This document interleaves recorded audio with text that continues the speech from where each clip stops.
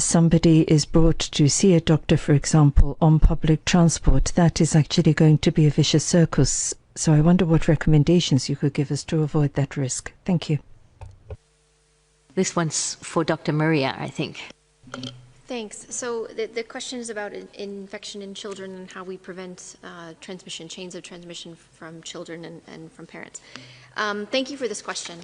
So there's some very good studies and research that are being conducted in children to better evaluate what is disease caused in children, what does infection look like in children, how many children are infected, and what does transmission look between children and between adults and children. So with regards to transmission, there are some studies that are looking at the fact that children can be infected, and we know that children can be infected.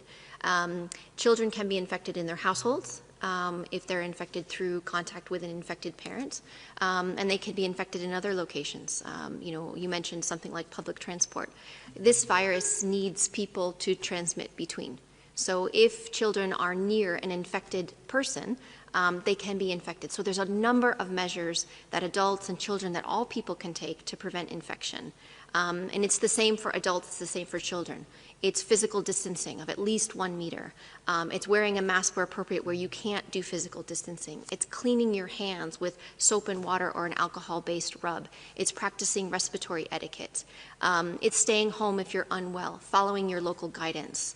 As it relates to schools, and I know there's a lot of interest in the safe operation of schools, this needs to be conducted in the context of communities because schools operate where communities are.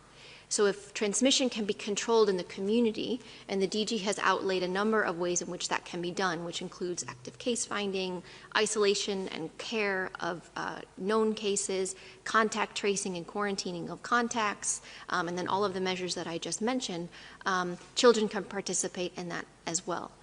So it's very important that we follow all of these actions so that we prevent infections in adults, so that we can prevent transmission onwards to children. The last thing just to mention is that while we don't have a complete picture of what transmission looks like within children, there appear to be differences by age and by age group. And it's very important that we look at children by different age groups. The youngest children, those under 5 or so, those that are in their elementary school years, those that are a little bit older in their adolescence and teenage years. It appears that teenagers can transmit more often compared to the younger children. So we're still learning, and we're still learning, and we need to do everything that we can to protect ourselves from getting infected and to prevent our ability to transmit to others.